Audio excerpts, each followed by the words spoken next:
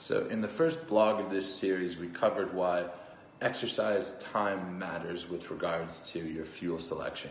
Now reigns true always when you're exercising in the first 1 to 2 minutes.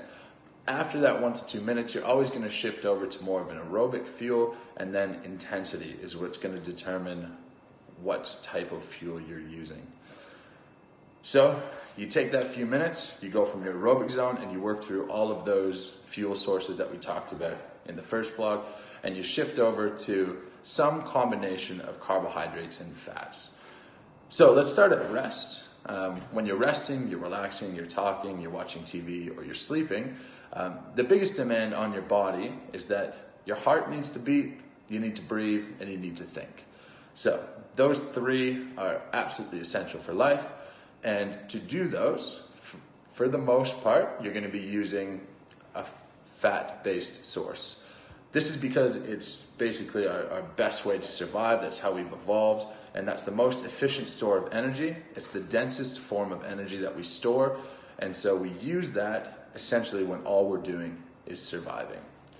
Now, if we kick on into low intensity, so say you're going for a walk, or if you're a bit fitter, you're going for a light jog, something like that, then fat doesn't provide a fast enough fuel source for you to be able to sustain that effort for any period of time. So you need to start getting some contribution from carbohydrates. Now, this is either going to be carbohydrates found locally in the muscle as glycogen, or it could be carbohydrates found in the blood that your muscle then soaks up to use. Either way, this provides a much faster fuel source than fat, but it's not as efficient. So carbohydrates provide 4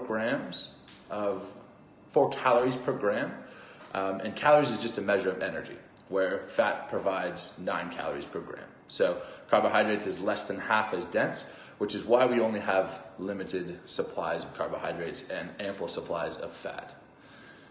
So if we go from low intensity, now we're working up into moderate intensity, depending on your fitness. Again, it could be an uphill walk, it could be a fast walk to the train, it could be a moderate jog, it could be going for a 5K.